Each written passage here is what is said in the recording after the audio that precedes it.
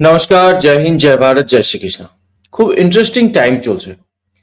নেপালের ক্ষমতাচ্যুত প্রধানমন্ত্রী কি বলেছে জানেন?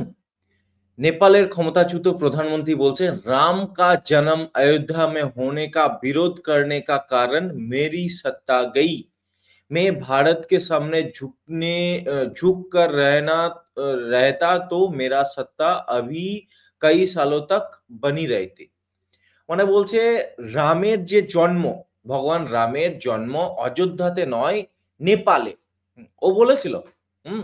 ও বলেছিল যে ভগবান রামের জন্ম নেপালে এবং এই রাম জন্মের বিরোধিতা করার জন্য আমার সিট গেল বা আমার গদি গেল। হুম? এবং যদি আমি ভারতের সামনে ঝুঁকে থাকতাম তো তাহলে আমার গদি এখন বহু বছর থেকে যেত। সো মেইনলি ও এই এইসবের জন্য ভারতকে দায়ী করছে। আপনি ভাবুন একবার। ওকে, সো এটা আজ তাকের খবর। আমি আপনাকে দেখিয়ে দিচ্ছি। এটা হচ্ছে ইয়ন। হুম? এটা আমাদেরই নিউজ মিডিয়া। বলছে ভগবান রামের জন্মস্থান লিম্পিয়াধুরা মানচিত্র। মানে ওই লিপুলেক এরিয়ার কথা বলা হচ্ছে এখানে। তো যেখানে আ এই দুটো কারণের জন্য। মেইনলি হচ্ছে ওই লিপুলেক আর ভগবান রামের জন্মস্থান। এই দুটোর জন্যে ভারত ওকে ক্ষমতাচ্যুত করেছে। ভাবুন। তো এটা ক্লিয়ারলি জানিয়েছে। তো এখানে দেখুন, নেপালে ক্ষমতাচ্যুত প্রধানমন্ত্রী কেপি শর্মা ওলি অভিযোগ করেছেন যে লিপুলেক সীমান্ত বিরোধ এবং ভগবান রামের জন্মস্থানের মতো সংবেদনশীল বিষয়টিতে ভারতকে চ্যালেঞ্জ করার জন্য তাকে ক্ষমতাচ্যুত করার পরিকল্পনা করেছে। একটি চিঠিতে ওলি দাবি করেছেন যে অযোধ্যার রামের জন্মস্থান হিসাবে দাবির বিরোধিতা করার জন্য ক্ষমতা হারিয়েছেন, যার ফলে ভারত নেপাল উত্তেজনা আরো উস্কে উঠেছে। তো প্রথম কথা হচ্ছে, ও যেটা বলছে সেটাকে আমরা পুরোপুরি বিশ্বাস করব না। ঠিক আছে? কিন্তু তবুও আমরা দেখব যে নিউজ মিডিয়াতে এখনো অবধি কি খবর আছে। এখানে দেখুন, ভারত বিরোধিতার জন্য প্রধানমন্ত্রী হারিয়েছি, একই খবরই বলা হচ্ছে। তো এই ব্যাপারে বলা হচ্ছে যে বুধবার নিজের দলের মহাসচিবের কাছে একটা চিঠি পাঠিয়েছে, যেখানে নিজের আ উম প্রধানমন্ত্রিত্ব হারানোর জন্য ভারতকে দায়ী করেছে ওলি। বলেছে, "আমি যদি লিপুলেক অঞ্চল নিয়ে প্রশ্ন না তুলতাম এবং অযোধ্যা ও দেবতা রাম নিয়ে কথা না বলতাম, তাহলে আমি হয়তো ক্ষমতায় থাকতাম। আমি ক্ষমতা হারিয়েছি। অযোধ্যার দেবতা রামের জন্ম হয়েছে নেপালে এই দাবিতে বা এই দাবির বিরোধিতা করার জন্য।" তো এই তো হচ্ছে মেইন ঘটনা, যেটার ব্যাপারে আমরা এইটা আপনাকে বলতে এসেছি। তো তাহলে একটা জিনিস ভেবে দেখুন। প্রথম কথা, আমরা এটা বলছি না যে ওর স্টেটমেন্ট যেটা আছে, ওর যেটা অ্যালিগেশনস আছে সেটাকে সত্যি। সেটা আমরা বলছি না। ভগবান রামের ব্যাপারে এটা মানে ও এইরকম স্টেটমেন্ট জারি করেছিল ২০২০ সালে। ঠিক আছে? যখন আ ইয়ের আমাদের রাম জন্মভূমি সরি রাম যে রাম জন্মভূমি মন্দিরের আ কি বলে? ইনগরেশন তো নয়। ওটার ভূমি পূজন করে ভগবান বলছি, আমাদের প্রাইম মিনিস্টার মোদি। তো ভূমি পূজনের সঙ্গে সময় এই অ্যালিগেশন তুলেছিল। বলেছিল যে Real Ayodhya is in Nepal. আসল অযোধ্যা নাকি নেপালে আছে। And Lord Ram is Nepali. Lord Ram নাকি নেপালি। ভগবান রামের জন্ম হয়েছে নেপালে। সো এরকম ফালতু লেভেলের কথাবার্তা বলেছিল। আমাদের তরফ থেকে মানে অফিসিয়ালি প্রাইম মিনিস্টার বা ইয়ের তরফ থেকে কোনো স্টেটমেন্ট, আরএসএস এর তরফ থেকে কোনো স্টেটমেন্ট দেয়া হয়নি। ওকে। তো এইটা খুব সংবেদনশীল বিষয়। এরকম আলতু-ফালতু কথা মেনে নেব না আমরা এবং মেনে নেয়ও নি।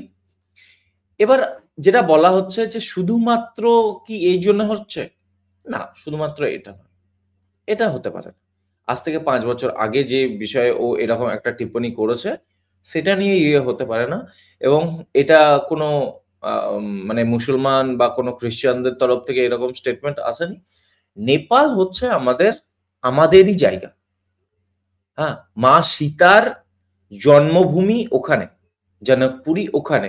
মিথিলা অঞ্চলের কিছুটা অংশ ওখানেও পড়ছে। ঠিক আছে? সো আমাদের জন্য বহুত পবিত্র জায়গা, যে ওখান থেকে আমাদের মা এসছে। ওকে? মা সীতা এসছে। তাছাড়াও ভগবান পশুপতিনাথ ওখানে আছে। সো ওটাকে আমরা আলাদা হিসাবে দেখছি না। তো জাস্ট বিকজ ও 2020 সালে এরকম একটা অপ্রীতিকর স্টেটমেন্ট দিয়েছিল যে ভগবান রাম নাকি নেপালি, ভগবান আসল অযোধ্যা নেপালে আছে। তো এই কথার জন্যে এরকম মনে হয় না যে এতটা অ্যারোগেন্ট ভারতের প্রাইম মিনিস্টার বা ভারতের নেতৃত্ব যে এই সমস্ত কাজের জন্য ওকে ক্ষমতাচ্যুত করবে। আর একটা কথা বলেছে ও, সেটা হচ্ছে লিপু লেক। তো লিপু লেক ডিসপিউটটা কি? আমি যদি উপরে উপরে যদি একটু ইয়ে দিই, মানে মানে একটুকু যদি প্রিফেস দিয়ে দিই, তো তাহলে দেখুন, ভারত ও নেপালের মধ্যে লিপুলেখ গিরিপথে কেন্দ্র করে বিরোধ রয়েছে। এই বিতর্কের মূলে রয়েছে কালাপানি অঞ্চল। 1816 সালে সুগলি চুক্তি অনুযায়ী দুই দেশের মধ্যে এই অঞ্চলটির মাধ্যমে সীমান্ত নির্ধারিত করা হয়। তো এটা মেইনলি একটা জায়গা, একটা পাস, ঠিক আছে, লিপুলেখ পাস। তো এইটা হচ্ছে সেই জায়গা, ঠিক আছে। তো এই যে এই জায়গাটা। তো এবার প্রবলেম এটাও এটা এইটা হচ্ছে লিম্পিয়াধুরা পাস, আর এটা হচ্ছে লিপুল, এই যে যে এই জায়গাটা দেখতে পাচ্ছেন, এটা হচ্ছে লিপুলেক পাস। ওকে, অলির পাশে, এই যে কানের পাশে এই জায়গাটা, এই ছবিতে। তো এই এরিয়া নিয়ে ডিসপিউট হয়। ডিসপিউট এমন নয় যে এটা প্রথমবার হচ্ছে, এর আগেও হয়েছে। এবার প্রবলেম কি হচ্ছে, যে ক্ষমতা থেকে যাওয়ার 4 দিন আগে এই নিয়ে ইস্যু তুলেছিল নেপাল। নেপাল কি করছে? নেপাল ক্লেম করছে আমাদের টেরিটরিকে, যেটা ইন্ডিয়ান টেরিটরি, সেটা নেপাল ক্লেম করছে। এখানে দেখুন, Nepal stakes claim on the Indian territory of Lipulekh pass, is there a invisible US hand behind the dispute.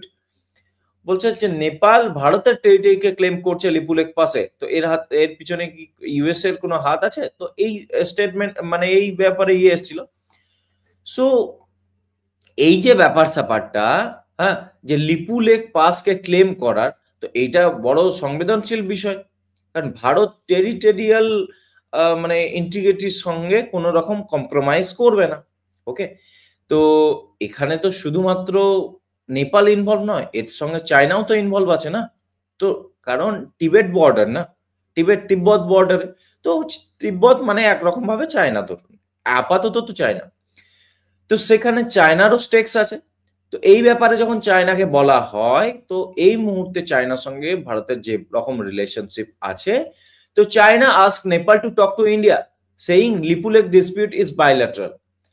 তো চায়না জিনিসটাকে ডিনাই করে দেয় যে এই সমস্ত ব্যাপারে আমাদেরকে জড়াবেন না, এটা নেপাল এবং ইন্ডিয়ার নিজের ব্যাপার, চায়না এতে ইনভলভ হতে চায় না, ঠিক আছে। সেজ লিপুলেক ডিসপিউট ইজ বাইল্যাটারাল, মানে দুই দেশের মধ্যে দ্বিপাক্ষিক মানে ঝামেলা বা চুক্তির ব্যাপার স্যাপার, এর মধ্যে চায়না ইনভলভ হবে না। চায়না ক্লিয়ারলি জানিয়ে দিয়েছে এটা, কত 7ই সেপ্টেম্বর, ঠিক আছে। এবং এই লিপুলেক ডিসপিউট কবে হয়েছে? 4 সেপ্টেম্বরের কথা বলছি, মানে আজ থেকে প্রায় 7-8 দিন আগের কথা, এক সপ্তাহ আগে। মানে যখন ওই ওই প্রোটেস্ট শুরু হয় না, জেনজি সো কল প্রোটেস্ট শুরু হয়, সেই সময়ে এই লিপুলেক নিয়ে ডিসপিউট করেছিল এ। ওকে, তো চায়না তো না করে দেয়। তো তাহলে এবার প্রশ্ন হচ্ছে যে লিপুলেক যে ডিসপিউটটা, সেটা কি কারণ হতে পারে? হ্যাঁ, সেটা কারণ হতে পারে। এইটার সঙ্গে ভারত কম্প্রোমাইজ করবে না। ভারত এমন কিছুর সঙ্গে কম্প্রোমাইজ করবে না যেটা আমাদের সভরেনিটি এবং টেরিটোরিয়াল ইন্টিগ্রিটির মানে পক্ষে প্রশ্নচিহ্ন দাঁড়াতে পারে বা দাঁড় করাবে। তো এর পিছনে ভারত থাকতে পারে, এটা অস্বীকার করার কিছু না। হ্যাঁ, তবে হ্যাঁ, এটা ঠিক কথা যে ভগবান রামের ব্যাপারে 5 বছর আগে যে স্টেটমেন্ট দিয়েছে, সেটা নিয়ে ভারত তাকে ক্ষমতাচ্যুত করার ব্যাপারটা আমি তো বিশ্বাস করি না। ও ওর মতো স্টেটমেন্ট দিতে পারে যে অযোধ্যাতে রাম মন্দিরের যে ইয়ে নিয়ে মানে কমেন্ট করার জন্য, যে রাম বিরোধী কমেন্ট করার জন্য এবং নেপালি বলার জন্য ওকে ইয়ে চ্যুত করতে পারে, সেটাও বলতে পারে। ও এই জন্য বলতে পারে কারণ, হ্যাঁ, এটা হতে পারে যে ওই জন্য ওর প্রতি একটা খারাপ লাগা ভারতের সরকারের, ভারতের রুলিং গভর্নমেন্টের, প্রাইম মিনিস্টার মোদি বা আদার্স আমাদের যে টপ লিডারশিপ, তার প্রতি থাকতে পারে, মানে তাদের মধ্যে থাকতে পারে। কিন্তু শুধুমাত্র ওই জন্যই ওকে ক্ষমতাচ্যুত করা হচ্ছে, এই জিনিসটা আমি মানছি না।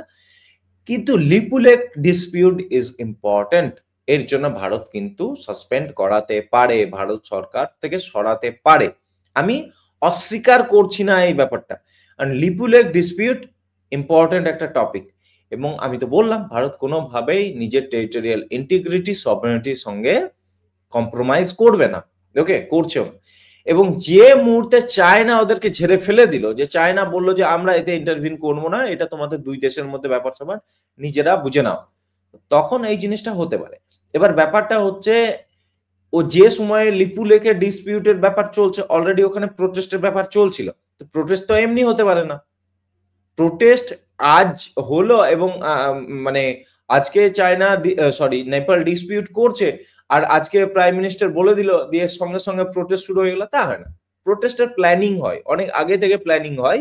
আজকের রাতের যে লাইভ স্ট্রিমিং হবে তাতে আমরা ডিটেলে ডিসকাস করব এর পিছনে কার হাত আছে, সমস্ত প্রমাণ তথ্য নিয়ে। ওকে, পুরো আমি রেডি করছি, পুরো রিসার্চ রেডি করেছি, তো তাতে বলবো। তো তাতে দেখতে পাবেন এর পিছনে পুরো ইউএস হাত আছে। সো ও এরকম বলতে পারে 4 সেপ্টেম্বরে যখন ও ডিসপিউটের কথা বলছে বা ইয়ে করছে, সরি, লিপুলেক ডিসপিউটের কথা যখন রেজ করছে, তখন অলরেডি ওখানে প্রোটেস্টের সমস্ত প্ল্যানিং হয়ে গেছে। তার ফান্ডিং, তার লজিস্টিক্যাল সাপোর্ট, পুরো অর্গানাইজ করা সমস্ত জিনিস হয়ে গেছে। সো ও যদি এরকম বলতে পারে, তবে আমরা পুরোপুরি আমাদের সরকারের হাত যে নেই সেটাকে প্রত্যাখ্যান করতে পারছি না। এবং দেখুন, হাত থাকলেও আমরা কখনো স্বীকার করব না যে আমাদের হাত আছে। আমরা কেন বলবো যে আমার সরকার এরকম করেছে? একদম না, কোনোদিন বলবো না, কোনোদিন বলবো না। করতেই পারে আমাদের সরকার, কিন্তু আমরা বলবো না। ঠিক আছে? ওপেন প্ল্যাটফর্মে আছি, অনেক কিছু বলা যায় না এবং বলতে চাইও না। ওকে? তো এই ব্যাপারে আপনাদের কি মতামত অবশ্যই আমাদেরকে জানাবেন। এই ভিডিওটা এতটাই। ভিডিওটা এখানেই শেষ করছি। ভালো থাকবেন। জয় হিন্দ, জয় ভারত, জয় শ্রীকৃষ্ণ।